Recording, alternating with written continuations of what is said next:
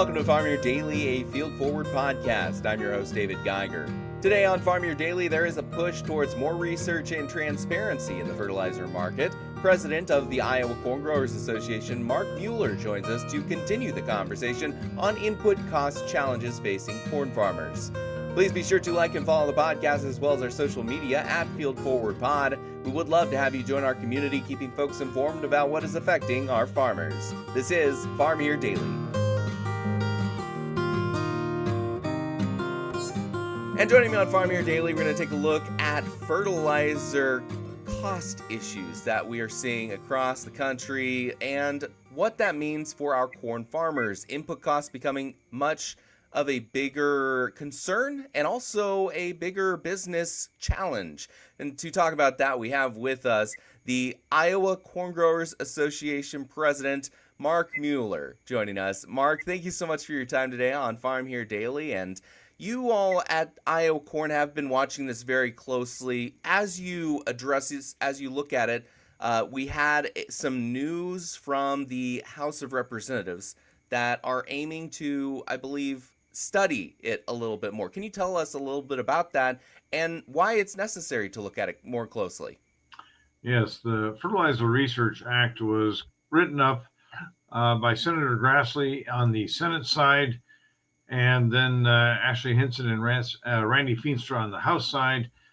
It was designed with input from the Iowa Corn Growers Association. We were consulted on what our farmer members, Iowa Corn Growers Association would like to see in such a bill. The Fertilizer Research Act is designed to bring some transparency to a very opaque subject. The fact is that the 7,000 members of Iowa corn growers and farmers across the country need fertilizer every year to put in a crop. And it's something we can't get by without. And yet we are, unfortunately, the very last people in the information chain. We are pretty much forced to take whatever we have to pay to get it. We can't live without fertilizer. As you know, the corn prices went up about 3 or 4 years ago, and fertilizer prices shot up.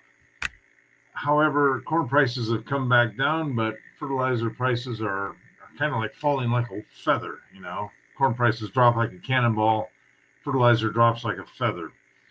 The current grain prices that I receive cannot support the prices I have to pay for my inputs, and in this particular case, fertilizer. The markets don't make sense, but unfortunately, we don't have many sources for our nutrients, our fertilizers. We have 1 or 2 sources at most for nitrogen, phosphorus, and potassium. In some cases, like phosphorus, we have one source. One company that supplies roughly 80% of the phosphorus that we use in this country. And they've had the audacity to ask for a tariff to be placed on it to regulate, they said, global shortages. These are manufactured shortages. They're basically designed to cry wolf and justify charging a higher price for phosphorus. I want to be clear, this is not the retailer's fault. The retailers are victims as much as the farmers are. They don't have many places they can go to, and I've talked to retailers in the recent past, had a conversation with one yesterday and one the day before. They basically can't speak out on the subject like farmers can because they would risk losing their supply. It's like whenever they need to get some more potash or MAP or whatever, it's like, oh, sorry, we can't supply anymore today. We're out. They don't want to take that chance, so they can't speak up. But we at the Iowa Corn Growers Association speak on behalf of all the farmers in Iowa and across the Midwest, across the Corn Belt. It's important that we get our voice heard on this particular issue. That's a very long answer to your short question about what the Fertilizer Research Act is, but it's meant to bring transparency to this issue. Essentially, what you're saying is there's concerns that some of these folks who supply the important fertilizers that farmers use and need to create the high bushel grain that we do today is seeing prices go up sometimes just because they could raise prices, not because of any other factor, essentially. And so something like this would take a look at that and say, hey, is this a antitrust problem? Is this a consolidation problem that we need to keep an eye on because this isn't fair competition and our farmers don't have somewhere else to go? Exactly. The hearing in Washington, D.C., that Senator Grassley and Senator Durbin from Illinois held was meant to shine a light on this murky subject and to hear about the shortages that are claimed that are leading to prices, leading to higher prices, and yet real world conditions don't support that claim. So the Fertilizer Research Act, which was introduced by Senator Grassley and has passed the Senate and has been introduced in the House, is meant to say, okay, let's set a commit, let's establish a commission to just constantly monitor these inputs. Our food security as a nation is dependent upon our ability to raise a very economical crop, which American farmers do incredibly well. Uh, but we're also being held hostage. We don't have a whole lot of profit margin to start with. And when we're being squeezed, and we're being squeezed because the consolidation in the industry has led to virtually no competition, and we're able to, we have to pay it. Um, we're hostages. I think that's one of the most interesting aspects of the system farmers have to face. There is a level of not really being able to choose how and how much you can have for your grain. You're kind of at the whim of the marketplace. And then also you have external factors like exports and also imports that you rely on so very, very much because of the idea of feeding the world and getting food around the world. How do you balance that when you look at this from an Iowa perspective of all of those international influences and how global policy can deeply affect the farmer side, the local, neighbor farmer side of things? That's a good question.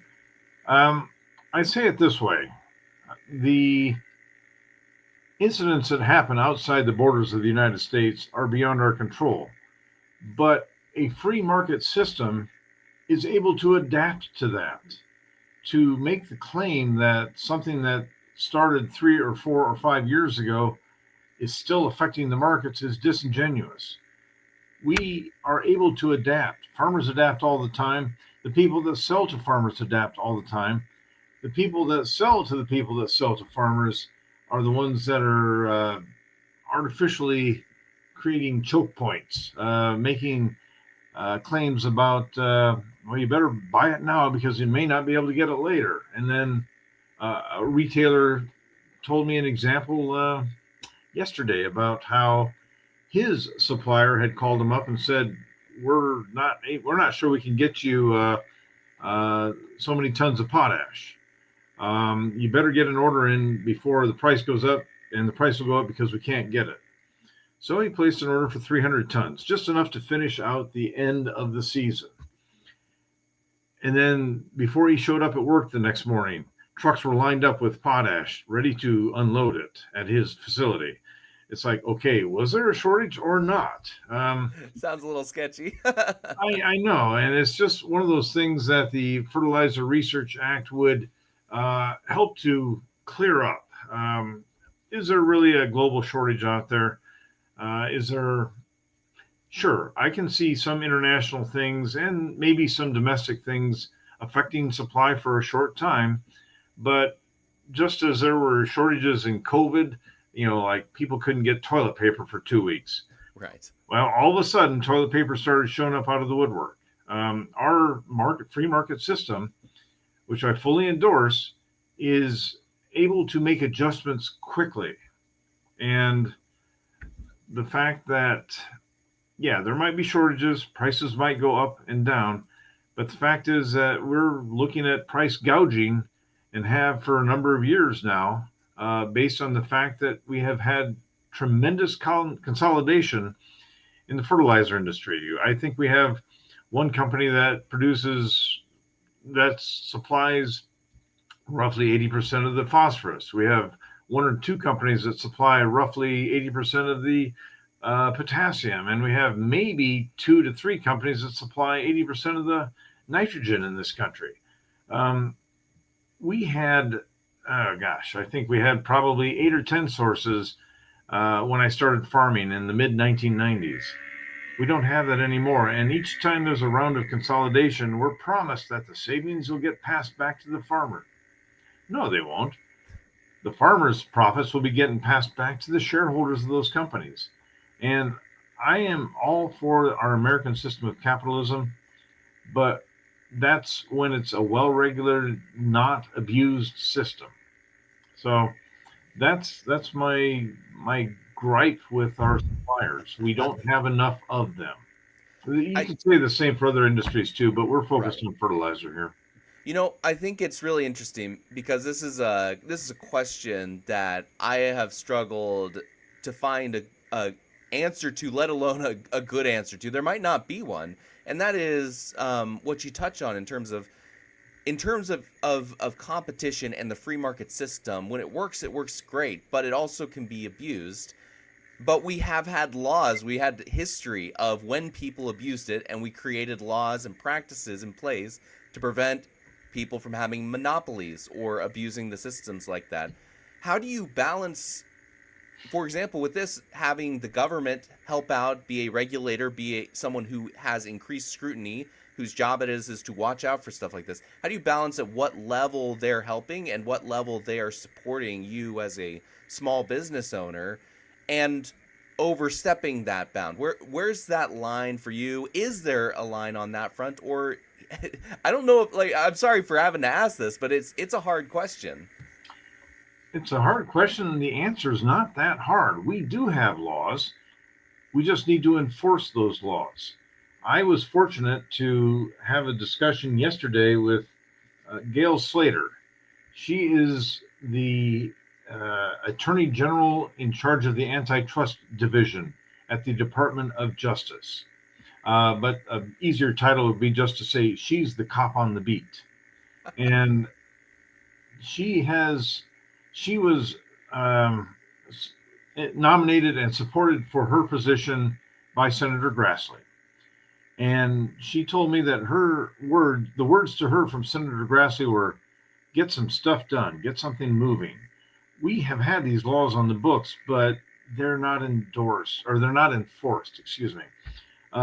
There's not just the previous administration, but going back for years, we've had laws on the books that just, well, let's have some field hearings, let's have a study, let's get something, let's make some recommendations, but then the action where the rubber hits the road doesn't happen.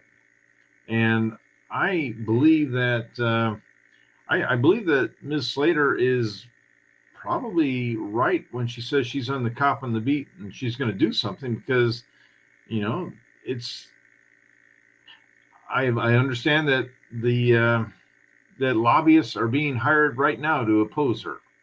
So Ms. Slater, the Assistant Attorney General in the Antitrust Division of the Justice Department, needs our support. She needs farmers to say, "Hey, let her work." That's all she wants to do. She wants to investigate and then apply the laws as they are. And that's just not been done. So Senator Grassley's advice to her was start moving. And she's moving. If she's getting attention from the fertilizer industry, she must be doing something right.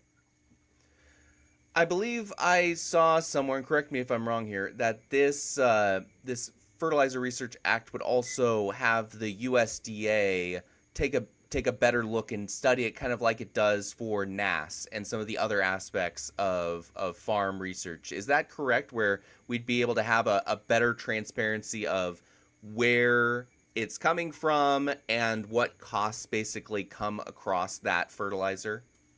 Yeah, I believe so. And it would be, I think it would be part of the Farm Bill addendum. It would be worked into that. I'm not certain about that, but this is not a one time thing. Right. The goal is to keep such a, whatever you would call it, a commission or a study group, whatever, in place, because this is a problem that would just reappear sometime in the future if we don't monitor it constantly. I think I mentioned at the beginning, the side of this that's difficult as well is that you are dealing with kind of foreign suppliers when it comes to input costs. Are there also ways you are raising questions on how to find other sources, maybe locally or in the U.S. or maybe with more allied nations, to find or source some of these inputs of fertilizer? We are looking at all sources possible, but you have to keep in mind that the very few suppliers we have are multinational companies, and sure, a company might own a phosphorus mine in Florida. They also own the phosphorus mine in Canada and probably the one in Morocco. They have locked up almost all the sources. Um, so uh, I'd say a better answer is to perhaps have some antitrust investigations and perhaps break up company into smaller parts. You know, there's been examples of various companies that have been split up. Hell, look at the phone company, uh, Bell Telephone from 50 or 60 years ago. People were wringing their hands about how that was going to happen, and yet we now have cheaper phone calls than ever, and so many phone companies to choose from that I get tired of seeing the commercials all the time on television. So I think there's some merit to trying to break up. That sounds like a harsh word, but kind of back up on the consolidations that we've had, because the savings that were promised have not come to the final consumer, which is the farmer. I guess I would leave you with this primary question then, and that is, as we move forward into 2026, farmers are already making difficult decisions right now on what they're going to be doing with their input costs for next year, if they've not already had to make those tough decisions.